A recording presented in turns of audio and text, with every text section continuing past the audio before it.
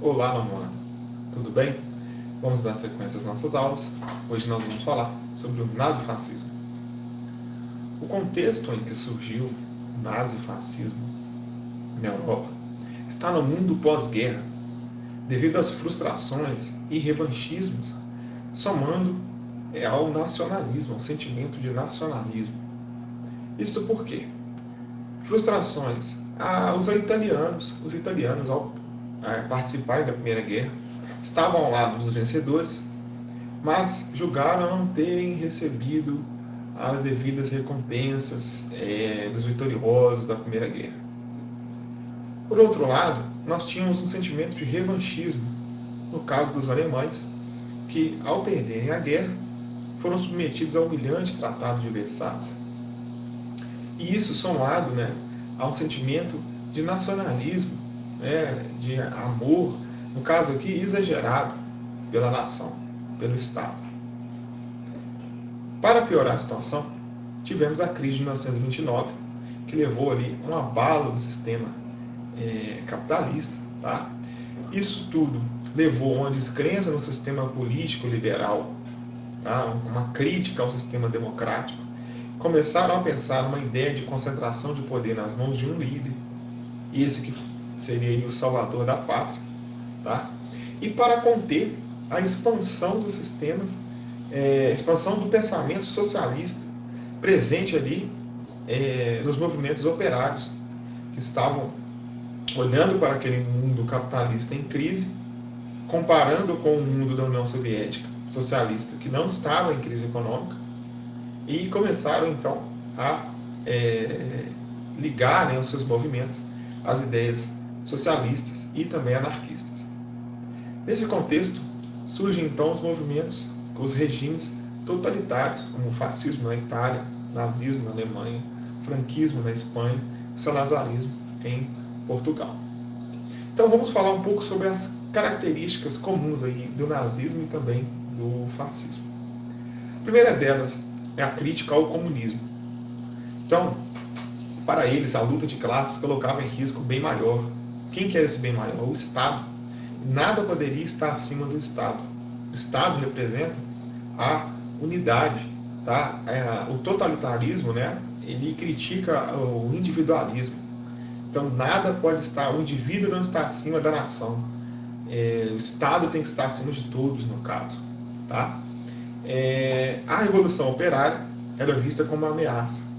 Oposição ao igualitarismo, que é uma outra característica do socialismo, que é a igualdade entre todos ali, ninguém, não há diferenças econômicas, de posses. Isso levou também a uma crítica aí desse sistema. Repressão com violência às manifestações operárias, característica. Tá? O Estado não poderia perder o controle. Os operários estavam com o objetivo, segundo eles, de fazerem a revolução proletária. Isso estava colocando em risco as ideias, no caso, conservadores aí que pretendiam manter o mundo capitalista, tal como era. Oposição ao modelo liberal na política, no caso, havia uma descrença na política, nas eleições, na soberania do poder legislativo, não havia essa confiança. Eles pensavam em concentrar o poder na mão de um só líder. Tá?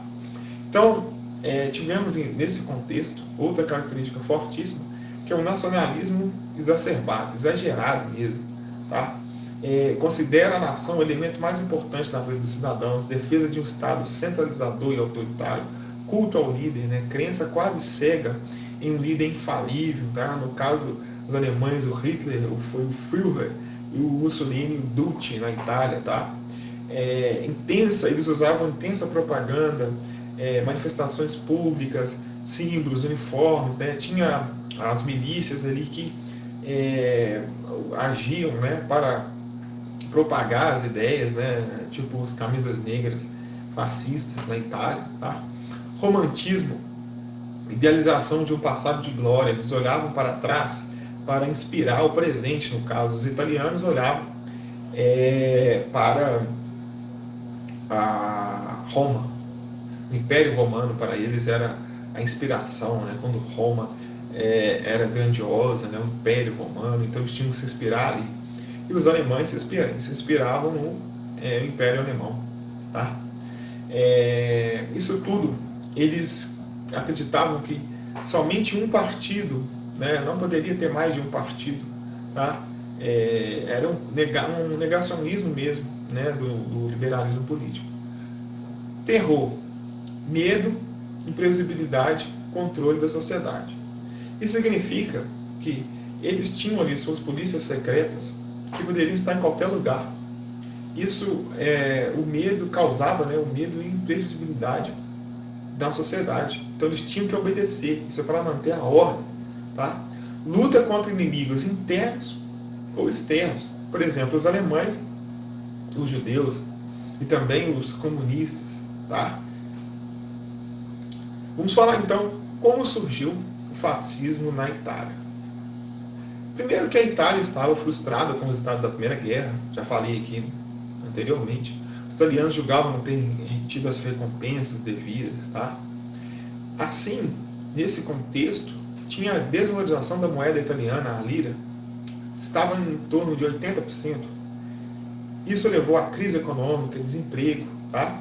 Isso tudo, pessoal, gerou aí o que foi chamado de Biênio Vermelho, que foi uma série de movimentos operários, greves, com ideias socialistas e também anarquistas. Assim, a burguesia italiana estava com medo de uma revolução proletária. Começou a investir em um partido que defendesse a ordem capitalista. Tá? Assim foi fundado o Partido Fácil de Combatimento, tá? Com 300 pessoas, os 300 ali de Mussolini, sob a liderança, né, do próprio. Tá? O Partido Fascista, como que eles trabalhavam? Ataques violentos a manifestantes, operários, uso de armas de fogo e explosivos, luta para eles, né, a luta contra o destrutivismo da esquerda. A esquerda queria acabar com o país, queria implantar o socialismo, enfim. E já em 1920 já contavam com cerca de 200 mil pessoas, 200 mil membros. Tá? Em 1921 surge aí, né, a fundação aí, do Partido Fascista, que tem como objetivo unificar todos esses grupos sob o controle de Mussolini. Todos esses grupos que estavam ali aderindo a essas ideias, que estavam correndo na Itália nesse momento, tá? E sob a liderança de Mussolini. Em 22 ocorre ali o divisor de águas, né, que é a marcha sobre Roma, tá? Cerca de 25 mil camisas negras, né, essa milícia que atuava ali em prol do fascismo, tá? Começou a pressionar então o rei Vítor Emanuel, e ele, como não tinha saída, não viu saída, ele acabou nomeando como primeiro-ministro da Itália Mussolini.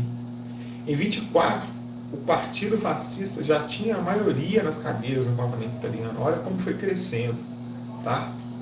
E começou-se então uma série de perseguições, né? Teve assassinato nesse contexto, tá? Proibição de greves, fechamento de sindicatos, limite à liberdade de expressão, né? A censura é um mecanismo de controle. Você só pode falar bem do regime, só pode falar bem do governo. Se você falar mal do governo, você é considerado inimigo do Estado, inimigo da nação, tá? E então tinha esses limites. O Partido Único, que era uma ideia deles já, né? Desses movimentos totalitários, né? Fascistas, tá? Eles eram contra as ideias democráticas de oposição. Então, um partido único, um único pensamento, um único objetivo, este era o ideal deles. Para melhorar a situação econômica do país, o governo começou a investir em grandes obras de construção civil. Isso gera emprego, né? As pessoas estando com trabalho, vão ter salário, vão consumir, enfim, tá? E também, agora, né, a ideia, o objetivo era expandir a Itália, né, no caso, partindo para as colônias africanas. Mussolini, para controlar aí os grupos operários, ele criou a Carta de Del Lavoro no ano de 1927, que era um conjunto de leis que pôs fim à autonomia do movimento operário. Então, o que ele queria era controlar os movimentos operários. Como? Criando leis. Leis que garantissem ali a ordem, tá? Dentro da Itália. Proibindo greves, tá? Impedindo ali. Por quê? O coração do socialismo está na luta de classes. Então, se ele consegue impedir a luta de classes, ele consegue conter o avanço do socialismo. E, lógico, teve o apoio de grandes empresários, tá? Que apoiaram, né, Mussolini com medo ali dessa revolução proletária. Em 29 foi assinado o Tratado de Latrão, tá? Que aproximou o governo italiano da Igreja Católica. Por quê? Desde a unificação italiana, o Vaticano, né, o Papa, no caso, a Igreja Católica, não reconhecia a Itália como Estado unificado e se considerava prisioneira em Roma. Então, o Mussolini, o que ele fez? Ele deu para a Igreja Católica autonomia sobre o Vaticano, é um Estado seus, eu não mando aí, vocês aqui mandam, tá? Em troca, a Igreja Católica, ela reconheceu a Itália como Estado unificado e houve ali uma aproximação, um apoio da Igreja. Isso para reforçar o quê? A popularidade de Mussolini. A Itália é um Estado católico. Então ele acaba ali tendo uma aproximação religiosa. Então ele consegue apoio também dos religiosos nesse contexto. Tá? Já em 1930, nós temos aí, né, a política expansionista de querer ampliar os domínios italianos no continente. Lembrem-se, eles estavam inspirando em Roma, né, as expansões. Essa imagem é sobre o Tratado de Latrão, tá? Que marca aí essa aproximação da Igreja Católica com Mussolini.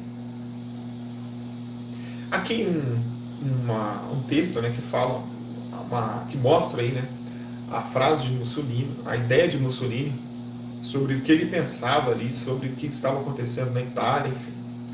O fascismo rejeita a democracia, o embuste convencional da igualdade política, o espírito de responsabilidade coletiva e o mito da felicidade e do progresso indefinido.